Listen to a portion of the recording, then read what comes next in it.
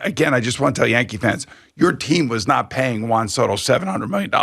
This whole dance with, Juan Soto and we want to keep him and all, that was a bunch of crap. They were not going to keep him. Just remember that. They were not going to keep him. Once it got up to that level of money. 100%. Yes. I mean, they were not going to double what they're paying Aaron Judge, who is by far, in my eyes, the best baseball player in baseball, maybe with the exception of Ohtani. Those two guys are 1 and 2, 1A, whatever, 1B.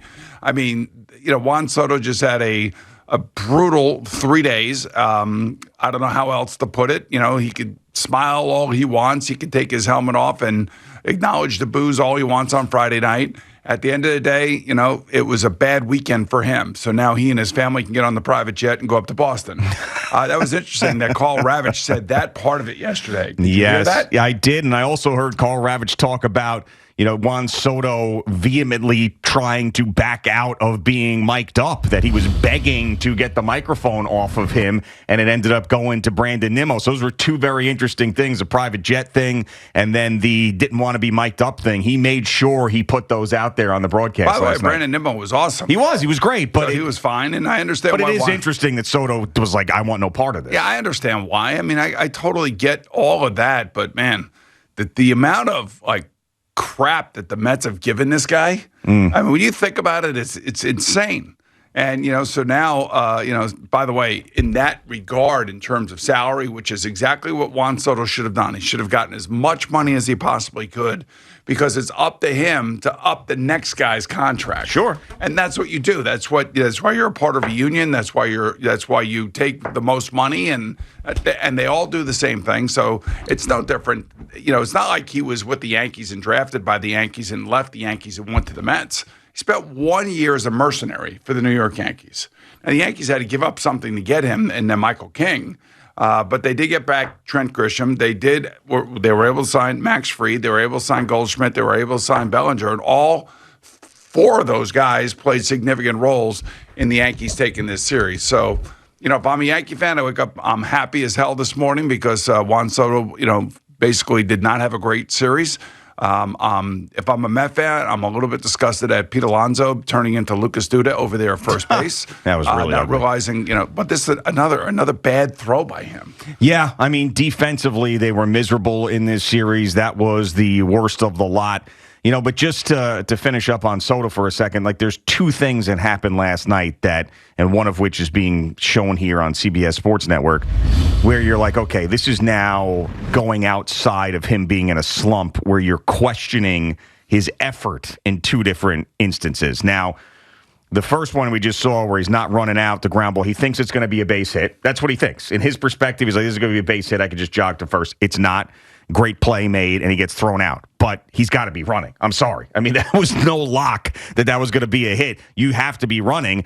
And then also, his effort with the home run out in right field. I mean, it was almost like he was afraid of the fans out there to go up and get that ball. That ball seemed to me that it deserved a little bit more of an effort from him. So, those two things were a little bit concerning. But there's no way we can make an evaluation on what team made out better after this. It's just that the Yankee fan who heard it the entire offseason, the entire beginning of the season, we are the big brother now. We spend the money. We have the richest owner in baseball. We took your player. They, this morning and last night and after Friday, they had their chance to spit it right back at us. That's all this is right now. But we have June, July, August, September, hopefully October to go. So enjoy it now, just like the Met fan did when it meant nothing when he actually signed. Didn't mean anything when he signed, because he's got to perform now, and they got to win a championship, and he's got to be great. So you enjoy it, but ultimately, do not make your final judgment on this now. I mean, for God's sakes.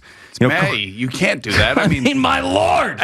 But again, I'm just sitting here saying that, Max Fried has been unbelievable for the Yankees. He has been so far. Amazing. Plan B has been great for the Yankees. That's a fact. So far, it's been great. He was a pain in the ass when he was with the Braves. Yeah, he was a good pitcher, man. And I'll tell you what, he is so smart when he pitches. Well, I will say David Peterson matched him pitch for pitch, though. Yeah, David Peterson's turned himself into a really good pitcher too. I would say, with the exception of the error by Pete Alonso last night, these 3 games are really well played for the most part, and they were intense. The fans were into it. Well, the Mets couldn't score Friday night. I mean, that was, that one didn't feel like much of a game. But yeah, games 2 and 3, Saturday and Sunday, felt intense. Yeah, they were close for the most part until obviously the Yankees blew it open in the 8th inning and the grand slam and everything else. And by the way, we all know that Pete Alonso has been falling off the shelf here the last 10 days. Indeed. Yeah. So he's having, one of his, in the middle of the season, kind of downturns, and he's got to get it turned around. Yeah, he will. I'm not concerned about the offense. I am a little bit concerned with the volatility of the bullpen, to be honest with you, especially coming off of last night. But yeah, I mean, I'm still happy with the team.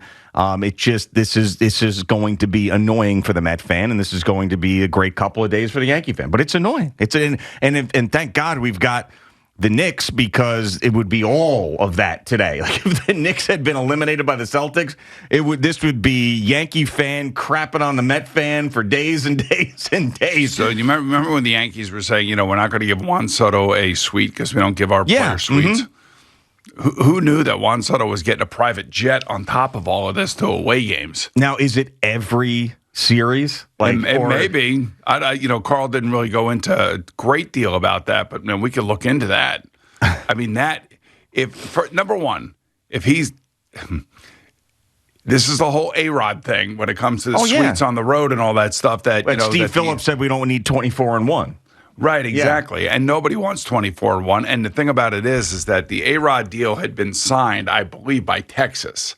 So when you were trading for him, you had to accept what was in that deal. Yeah, but I'm going back to before he signed with Texas and he wanted to be a Met, and they put all those things in front of Steve Phillips and the Wilpons, and they were like, this is just getting out of control because some of the things that he was asking for, like private jets. It's asinine. Right, and they said no. Now, I would have loved for them to say yes at the time. I mean, A-Rod, Hall of Fame player. Obviously, we know what happened with the steroids or the other stuff, but the guy was amazing, and it would have been nice for him to be in a Mets uniform. But what A-Rod was asking for all those years ago is what the Mets gave Juan Soto. The point being is that if Juan Soto is putting up huge numbers and Juan Soto's coming through, nobody cares. Nobody really cares about that. But then all of a sudden, when that doesn't happen, and then somebody else is coming for a contract extension, and the Mets treat that guy like crap compared to what that guy thinks that Juan Soto has, that's where the schism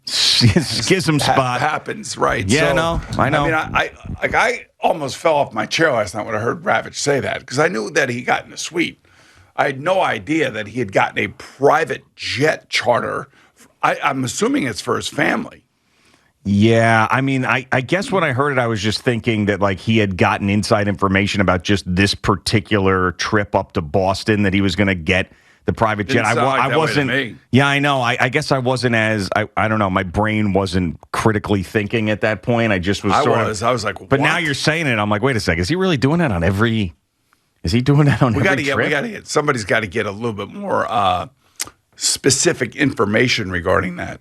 Is Ed Coleman still covering the Mets for us? Are we still employing Ed Coleman? Does he have a private jet? The one thing yes. Does he take it every series? No. Did the Mets give it to him? I don't know.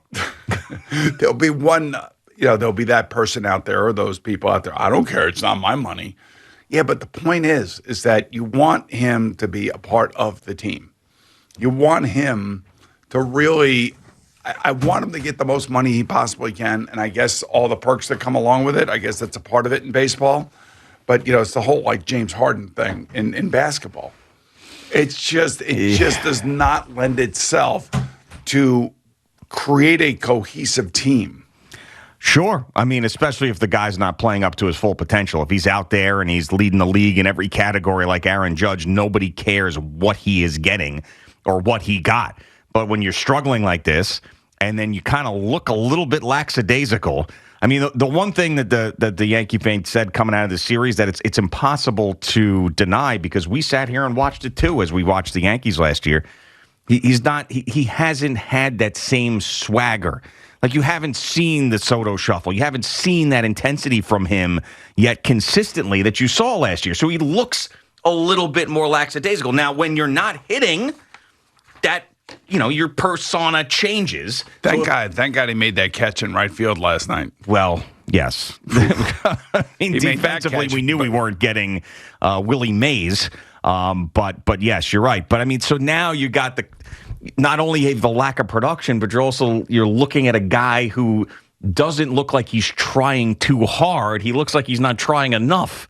Now, I'm not totally alarmed, but everything every criticism that Juan Soto is going to get this morning will be fully warranted because of the performance that he had, the start he's gotten off to, and the fact they didn't perform against the Yankees. And how he looked. Yeah. I mean, so you want to slam Soto? Today's the day. Get out the sledgehammer and crush him. I'm going to stick by him. I'm not going to go crazy. I'm annoyed with him. I'm frustrated with him. But I know that if this team is going to bring all of us a World Series championship, we're going to need him to be aces. So I would think with $765 million in the bank, suites, private jets, the whole thing. I need to see a little bit more effort. I'm sorry. Wonder if he plays golf and where he has joined his club. Maybe we can go out there with him. They probably gave him 3 club memberships or 4 club memberships. Who knows? Shinnecock, Augusta. Yeah, I don't think he's getting into those places right now. No, I'm kidding. But yeah, I mean, he got everything, and Steve Cohen, he treated that Juan Soto signing probably like he would that piece of art that he wasn't going to let someone else have.